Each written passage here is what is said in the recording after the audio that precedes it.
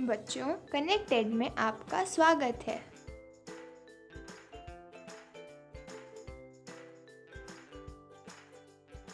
बच्चों, आज हम जो पाठ पढ़ेंगे वो है स्वास्थ्य में सरकार की भूमिका और जानेंगे स्वास्थ्य क्या है, सार्वजनिक और निजी स्वास्थ्य सेवाएं, स्वास्थ्य के क्षेत्र में सरकार का योगदान, स्वास्थ्य सुविधाओं के मामले में भारत की स्थिति क्या है और सरकार स्थिति में सुधार के लिए क्या कर रही है। बच्चों, हमारा देश भारत एक लोकतांत्रिक देश है और लोकतंत्र में लोग चाहते हैं कि सरकार जन कल्याण के लिए कार्य करे और मूलभूत सुविधाएं जैसे शिक्षा, रोजगार, सड़क निर्माण, बिजली और स्वास्थ्य सेवाएं प्रदान करे।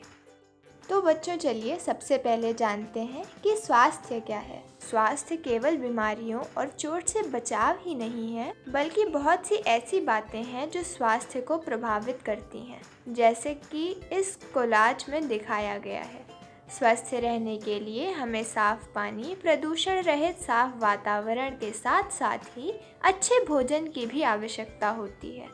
अच्छे स्वास्थ्य के लिए ज़रूरी है तनाव मुक्त और प्रसन्न रहना। अगर हम तनाव में हैं और खुश नहीं हैं तो हम स्वस्थ नहीं रह सकते। बच्चों, आइए अब देखते हैं कि भारत में स्वास्थ्य सुविधाओं की क्या स्थिति है। इसके लिए हम इस तालिका की मदद ले सकते हैं और जान सकते हैं कि भारत में चिकित्सा सुविधाओं के पक्ष में कौन से तथ्य हैं और कहाँ हमें सुधार की ज़रूरत है। पक्ष में देखो तो भारत में दुनिया के सबसे ज़्यादा चिकित्सा विद्यालय हैं और हर साल 30,000 व्यक्ति डॉक्टर की योग्यता प्राप्त करते हैं। स्वास्थ्य सेवाओं में भी काफ़ी वृद्धि हुई है। 1950 में सिर्फ 2,717 अस्पताल थे, जो 1991 में 11,174 और 2017 में 23,583 अस्पताल स्थापित हो गए। इसके अलावा दवाइयाँ बनाने में भी भारत का विश्व में तीसरा स्थान है और भारत दवाओं का निर्यात भी करता है। परंतु आज भी बहुत से ऐसे पहलू हैं जहां स्वास्थ्य सुविधाओं में सुधार की ज़रूरत है, जैसे कि ज़्यादातर डॉक्टर नगरों में हैं और ग्रामीण जनता को उन तक पहुंचने में काफ़ी दूरी तय करनी पड़ती है। साथ ही आज भी टीबी की बीमारी से हर साल लगभग 5 लाख लोग मारे जाते हैं और अभी भी एक बड़ी संख्या में जनता मलेरिया का शिकार हो जाती है। बहुत से बच्चों को पोषाहार नहीं मिलता और वो कुपोषित हैं। इस सभी पहलुओं पर भारत की सरकार को ध्यान देने की ज़रूरत है ताकि स्वास्थ्य सेवाएं बेहतर हो सकें और भारतीय स्वस्थ हो सकें। बच्चों, आपके अनुसार स्वास्थ्य के लिए क्या चाहिए? बच्चों, बीमारियों से बचाव तभी हो पाएगा जब हमारे पास अच्छी स्वास्थ्य सुविधाएं जैसे अच्छे अस्पताल, परीक्षणों के लिए प्रयोगशालाएं, एम्बुलेंस की सुविधा और ब्लड बैंक आदि हों। साथ ही चिकित्सा सेवकों और नर्सों की भी ज़रूरत है और ऐसे डॉक्टर्स जो सही से रोगों की पहचान करके इलाज कर सकें। सही दवाओं और उपकरणों की भी आवश्यकता है। बच्चों, हमने अभी पढ़ा कि भारत में एक बड़ी संख्या में डॉक्टर, अस्पताल और अन्य स्वास्थ्य सुविधाएं उपलब्ध हैं और हमने यह भी देखा कि आज भी हमारे देश में स्वास्थ्य की स्थिति कितनी खराब है। हमारे पास ज्ञान है, पैसा है, डॉक्टर हैं, पर फिर भी स्वास्थ्य सुविधाएं अपूर्ण हैं। बच्चों, चलो अब हम इसके कारणों को समझते हैं।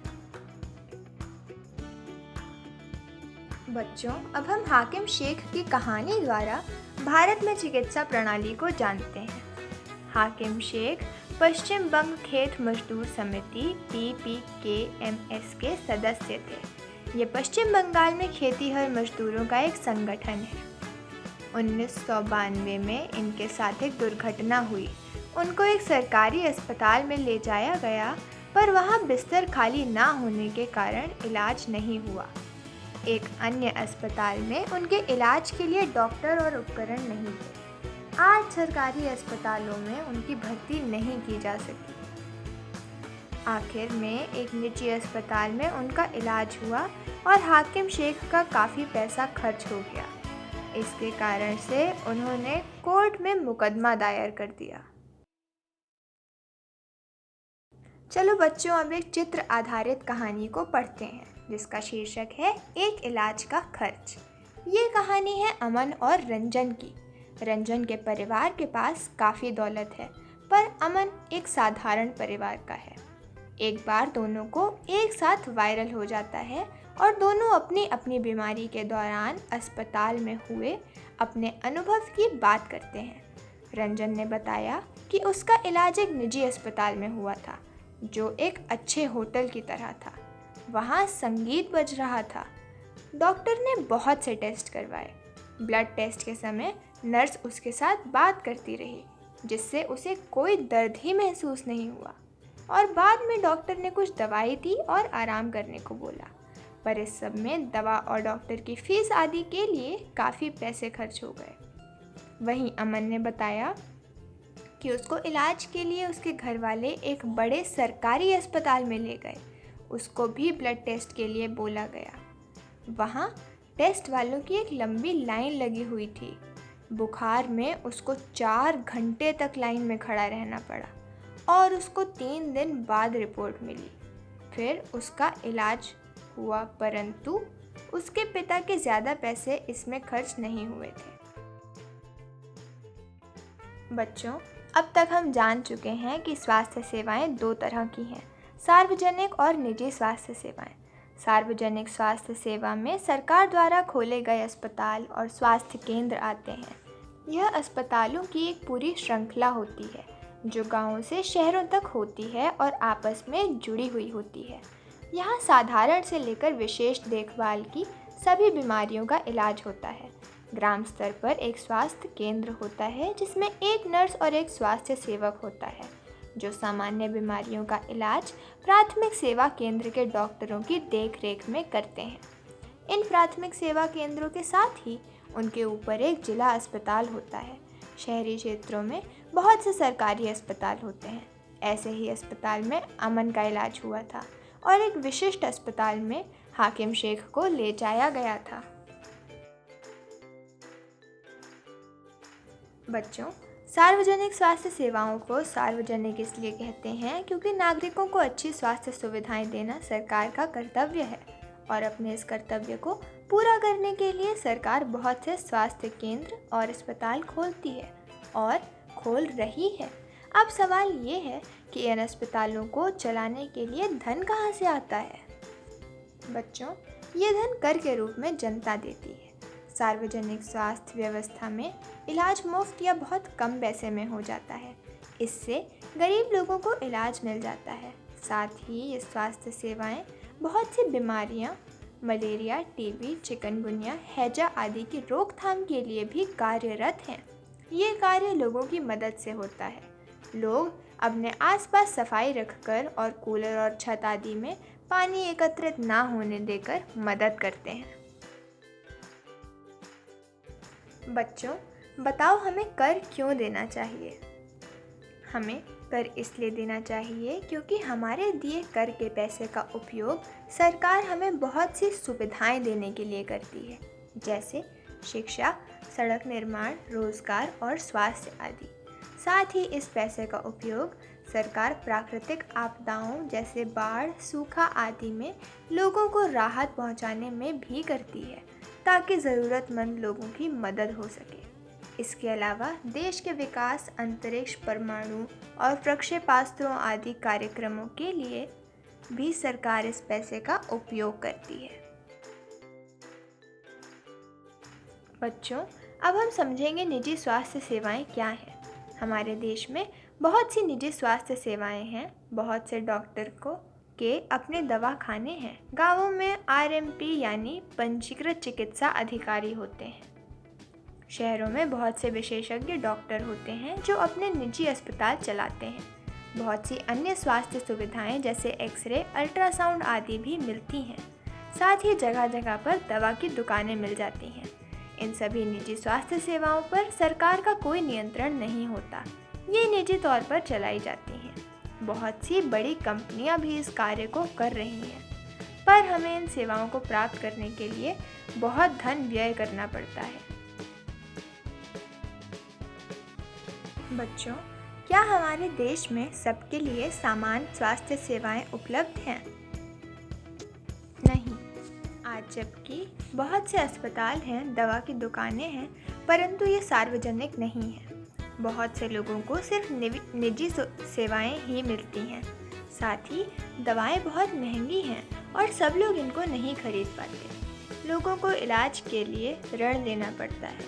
सिर्फ 20% लोग ही इन सुविधाओं का लाभ उठा पाते हैं। साथ ही महिलाओं को समय से इलाज नहीं मिलता। जो लोग इलाज के लिए अस्पताल में भर्ती होते हैं, उनमें से 40% को उधार लेना पड़ता है या अपनी संपत्ति बेचनी पड़ती है। आदिवासी क्षेत्र आज भी इन सुविधाओं से वंचित है।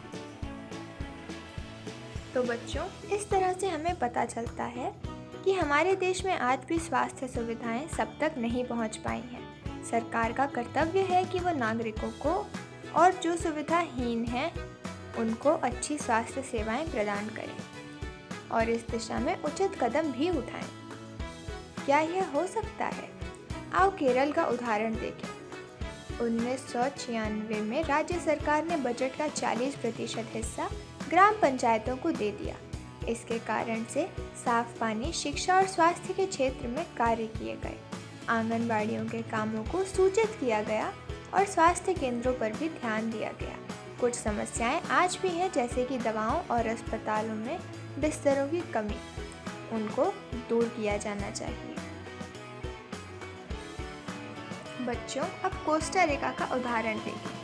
कोस्टा रिका मध्य अमेरिका का सबसे स्वस्थ देश है। कुछ समय पहले वहाँ की सरकार द्वारा लिए गए एक निर्णय से ये संभव हो पाया। सरकार ने सेना ना रखने का फैसला करते हुए जो पैसा सेना पर खर्च होता, वो लोगों को आधारभूत सुविधाएं देने पर खर्च करना आरंभ कर दिया, क्योंकि सरकार का मानना था कि अच्छा स्वास्थ्य जीवन के लिए बहुत ज़रूरी है और इसलिए सरकार ने लोगों के स्वास्थ्य पर ध्यान दिया और साफ पानी, स्वच्छता और आवास उपलब्ध कराया। स्वास्थ्य की शिक्षा को महत्वपूर्ण मानकर स्वास्थ्य संबंधित ज्ञान को शिक्षा का अंग बनाया गया। बच्चों, हमारे संविधान के अनुसार पोषाहार स्तर और जीवन स्तर के साथ साथ राज्य सरकार को लोगों के स्वास्थ्य सुधार का भी कार्य करना चाहिए। ये सभी कार्य राज्य सरकार को करने आवश्यक हैं। बच्चों, आज हमने हमारे देश में स्वास्थ्य सुविधाओं, सार्वजनिक और निजी स्वास्थ्य सेवाएं और स्वास्थ्य सेवाओं में सरकार के योगदान को बहुत से उदाहरणों द्वारा जाना। अब जल्दी से इन प्रश्नों को देखते हैं।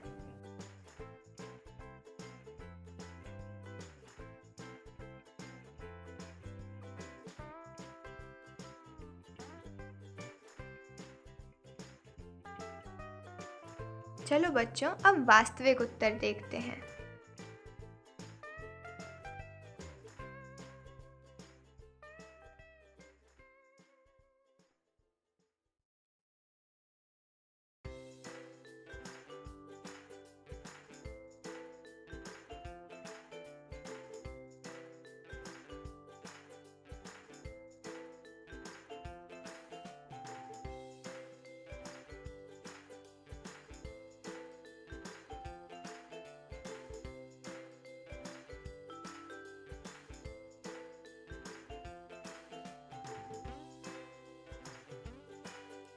बच्चों, आज का पाठ यहीं समाप्त होता है। धन्यवाद।